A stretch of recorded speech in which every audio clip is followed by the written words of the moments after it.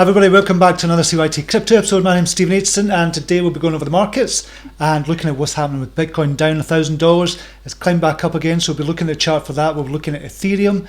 That's still okay just now, still sitting pretty just now. Could it go up to that $300 that we've been looking for? We'll look at that as well, and we'll look at some news stories as well.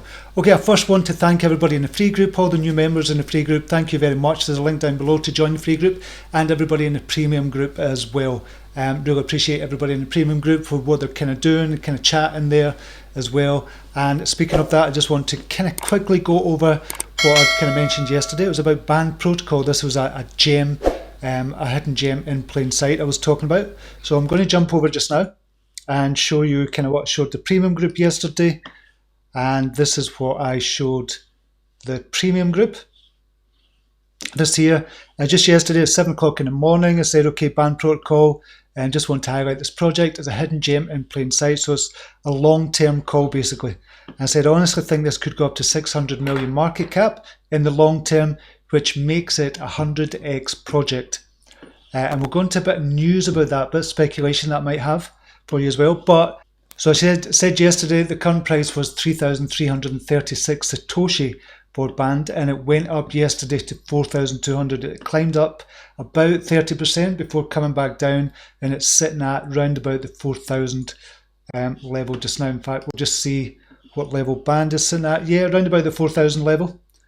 So you can see it did go up to 4,253 and came back down. I'm expecting that to go up to the 5,000 level and beyond. So that was the premium group. If you want to join the premium group, you can. There is a link down below as well. So a big welcome to all the new premium group members. Okay, let's look at what's happening in the markets just now. We have an overall market capitalization of just under $280 billion, and got the Bitcoin price falling by 5% overnight. Ethereum down 6%, XRP down 6%, but this is all obviously in USD. Take a look in Bitcoin. So Bitcoin SV is up, Tether is up, obviously. Tezos is 0.22% in Satoshi value. Ethereum only down 1.9% in Satoshi. Same with XRP and a few others as well. So we'll look at the USD value. First of all, see who the winners and losers are. Kyber Network up 19%, Algorand 8%, ABBC, that's always up and down. Tezos down up 4%, sorry. Waves up 2%, DX Chain, and the others are stable coins. So we've only got about 5-6% in the green. In the red, who's the biggest loser? We've got Wax down 22, Centrality, Mona, EOS, Ardor, Digibyte, all down double-digit reds. I'm expecting that to go up in the next couple of weeks. I don't see this fall with Bitcoin. I don't see it as a huge thing. As I said yesterday, we could go down to 8,800, even down to 8,200, and we'd still be in a kind of bullish scenario. But we're going to look at that just now. So we'll have a look at the Ethereum chart just now. Ethereum still looking good, $258 at the moment. And just show you that there, $258. Still good, it's still in this ascending channel. And we're kind of coming close to the bottom of this ascending channel. Down, so if it comes down to around about 248, that would be a big buy signal for me. That would be looking at this channel here, and it'd be a big buy signal unless it kind of broke through that and stayed below this ascending channel, which we're going to look at Bitcoin as well. So Ethereum still looking good at the minute. Still looking for a target of $380 for Ethereum over the next few weeks. We'll see what happens there. Obviously the big one is going to be the $300 range, and that's going to be a big psychological barrier. So once we get to that, I think once we break through that, there'll be a little resistance at $300, but once we break through $300, I think it's on its way up to around about the $380 level. So $300 is going to be a psychological barrier. First of all, there's not a lot of TA with regards to that. There's not a lot of technical kind of resistance to $300, so it's all psychological there. So as long as we stay within this kind of ascending channel, I'm going to stay bullish on Ethereum for the moment. But for the long term, this is just a way to accumulate on any of the dips with regards to Ethereum. It could go down, could come down to the $180 level again, and I'll be buying there as well. I'll be buying at 200, I'll be buying at 250, I'll be buying at 300. I think Ethereum's going to do really well for the future. Okay, Bitcoin, let's look at Bitcoin, what's happening with Bitcoin at the moment. Okay, so this is the Bitcoin chart, and I've got the volume profile on, visible range, so VPVR, which is volume profile, visible range, and you can see that here. So we're going to look at this, a couple of kind of points to note here. Okay, we fell down to this level here. You can see on the volume profile here, 9,300, round about that area, was a big kind of volume profile before for Bitcoin. So there's a lot of buying and selling activity around about this price. So we could have said that it could fall down to this price. If it goes below 9,300, next price probably about 9,200, and then we're all the way down to 8,600. So if it does fall, 8,600 is the next area that is big for trading for Bitcoin. To go up the way, if we're looking up the way, we're looking at 9,800, round about here, 9,800. Beyond that, we're looking at 10,200, and then on up towards that 10,500. Really needs to break that 10,500 if we're going to make a move for Bitcoin up past towards the 11,000 range as well. Okay, on to some news. Here's why the aftermath of Bitcoin's insane plunge isn't as bearish as it seems. So this is from News BTC. So it's imperative to keep in mind that although today's drop is overtly bearish, BTC is still well above trading on Monday when it plummeted to 9,400, and buyers' ability to defend the lower 9,000 region points to some underlying strength. So we've got to keep that in mind. I think that's very true as well. This is from Hornhairs on Twitter, but he's a prominent cryptocurrency analyst on Twitter. He spoke about the sell-off in a recent tweet in which he explained that a daily close above 9,485 suggests that Bitcoin is bound to see an extension of its recent bullishness. We've stayed above that level just now, so we need to wait and see what happens there. So he said BTC long, it can't get much close to invalidation on the midterm outlook here. I'm in after the sweep on the 2-hour close, targeting 10,500. Now or never, he explained while pointing to the chart below as well. So just take a quick look. So he's saying as long as it stays above here, he's going for 10,500. So he's looking at the risk to reward ratio for that as well on the chart. Okay, there's just a quick one. Binance community vote, round 6. Where the community vote is for VID or VID blockchain and Movie Block. I think VID blockchain is going to win that. It's already up to 12 million market capitalization, whereas just a couple of months ago it was sitting at 2 million market capitalization. So I think the price is factored into that with it going on to Binance, and I would imagine it will go into Binance. And same with Movie Block as well. I think that's about 12 million. We'll just take a quick look. 19 million actually Movie Block is. And VID is 10 million just now. So it was at around about the 2 million mark. So it's went up 500%. So I think the price is already locked in there, which I think is a good one for the future. VID, a lot of people have been talking about it. I do think is a good one for the future as well. But at these prices, I wouldn't be buying it at the moment. I think the price is in for it going on to Binance, but you never know, it could kind of just double from here as well. Okay, Coinbase, this could be a really big story. It's been kind of all over Twitter yesterday and all over the news yesterday as well. But Coinbase and Visa team up to expand crypto cards. So Coinbase has announced there's now a Visa principal member. There's now a Visa principal member, the first crypto company to gain membership. So the exchange can now offer more services to current Coinbase card customers, as well as extend service to a larger number of countries. Though Coinbase has not announced any concrete plans for the immediate future, its options have opened up according to an announcement published by the crypto exchange company on Wednesday. So this could actually be really good. And I'm not talking about from the point of view of Coinbase, but I'm talking about onboarding users into the crypto sphere. That's why this could be really good. You want crypto to be as seamless as possible. You want it to be so people don't really know they're spending crypto. And this is what Coinbase card could offer people as well. Just new people coming in, they put money into a card, they spend a crypto, they can see the crypto going up, but they can spend it really, really easily. This is what is needed in the crypto space just now. Whatever you think about Coinbase, and I think over the last year and a half, I think they've been doing brilliantly. I was down on them at the start of my kind of crypto journey, but I just think they're really making great strides into opening up the space as well, for onboarding new people into the space. And that's what we need. We need those kind of retail investors as well as the institutional investors. So this could potentially be a big turning point in the crypto space. So I think we'll look back on this and see this as a potential turning point for the crypto space as well. So time will tell, but I think this is really, really big news. I don't think we should estimate how big this actually is, especially for onboarding people into the crypto space. Okay, Fortress Financial Group increases buyout offer for Mt. Gox claims.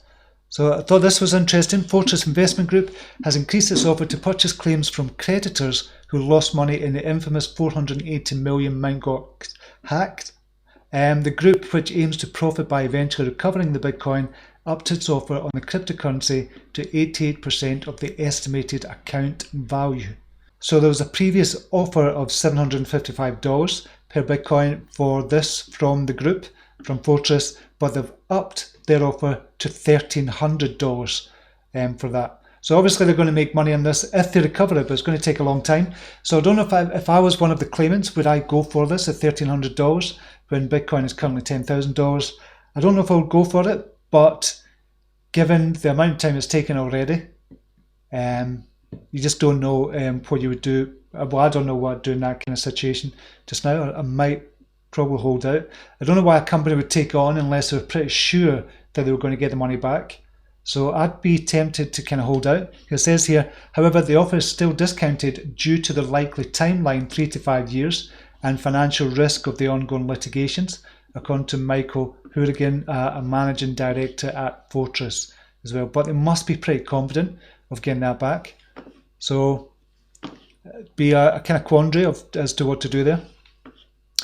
Gram token injunction could go down to the wire. So following a 2-hour hearing, a New York federal judge has extended the restraining order that prohibits Telegram from distributing its Gram tokens. So the SEC believes the Gram token, which the company described as a utility token for the forthcoming Telegram open network, is a security. SEC are getting their nose involved in everything, and I don't think it should be, and it's really harming the US with regards to crypto. The more they get involved, the more it harms, and the more the US are going to become a third world crypto country. It's looking like that more and more all the time. Yes, we need regulation. Yes, we need all that. Definitely need regulation. We can see what happened a couple of exchanges only recently as well. We need that regulation, but not to get involved like this as well.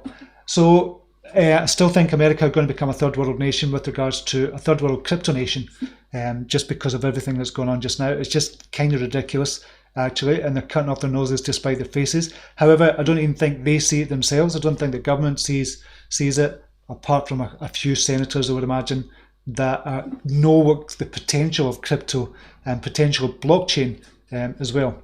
But as the SEC, you've seen what happened with Enigma as well. The story broke yesterday with Enigma, yesterday about the SEC saying that they have to give all the money back from the ICO, but I think they've actually made a deal now, Enigma. But we've seen the price going down by about 25% for Enigma as well. So they get involved in things I don't think they should be involved in, but we'll need to see kind of the outcome. But America's in danger of becoming a third world crypto nation. What's caused the biggest Bitcoin dump of the year? Just says Bitcoin dumps 10%. We kind of know that as well. So what they're saying here is the liquidity of the markets. Data measure charts are reporting that over $150 million in longs were liquidated on BitMEX, which caused the cascade of sell orders to be executed.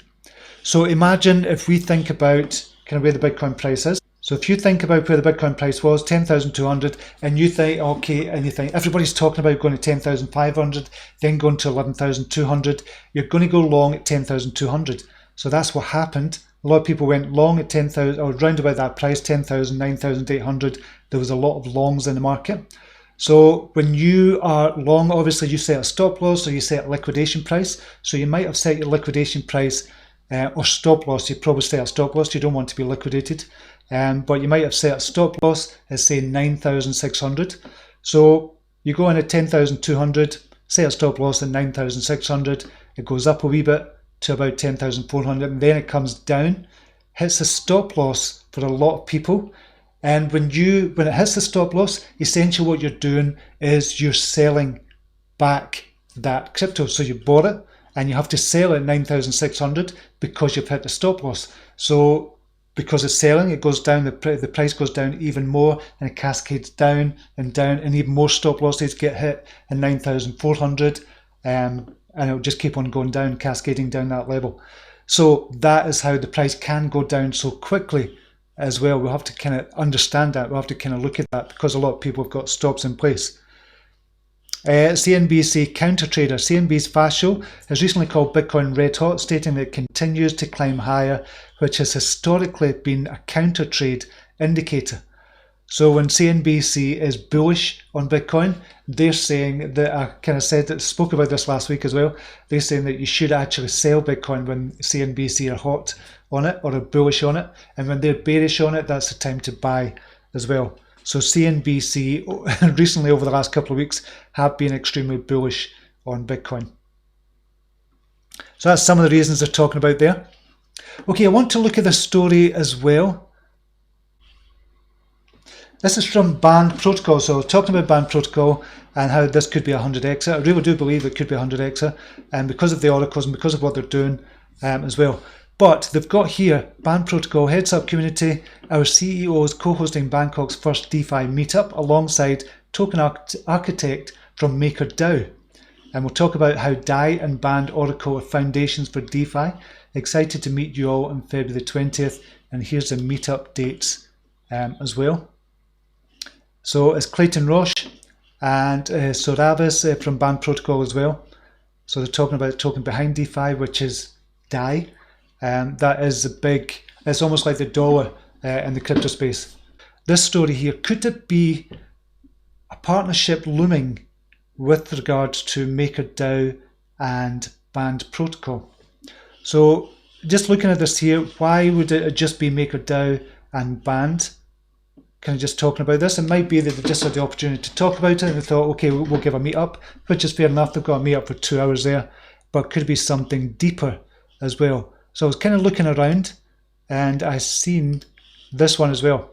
So it's Legito Crypto. Happy to join a collaborative DeFi meetup between Band Protocol and MakerDao this evening. Looking forward to meeting cool people. Get in Bangkok, come and join. Some might even speculate about a deeper relationship between Band and MakerDao and DAI. And it's just got a wee monkey face covering his mouth there as well. Just a thought.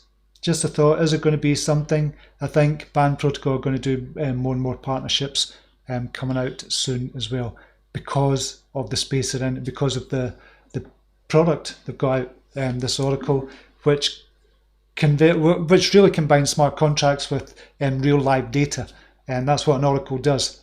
And I think Band Protocol, I think, is going to be huge. But there's others out there as well, but I just think I'm really bullish on Band just now. Okay, that's it for now. Thank you very much for watching. Really appreciate your time today, and hit that like button and subscribe to the channel and hit that notification bell so you get notified every time I do a video as well. But I want to thank you for joining me today. Really appreciate it. And leave a comment as well. Always like comments and always respond to every single comment as well. I think we were bombed yesterday with our kind of Russian bot commenter. We've got about 130 kind of comments or something. But I will respond to every comment that is legit as well. But thank you for watching, and if you want to join a free group, there's a link down below, and if you want to join a premium group as well and get calls like the one from Band yesterday, which is up 25% already, then you can join a premium group. There's a link down below. Okay, until next time, namaste. Take care. Bye now.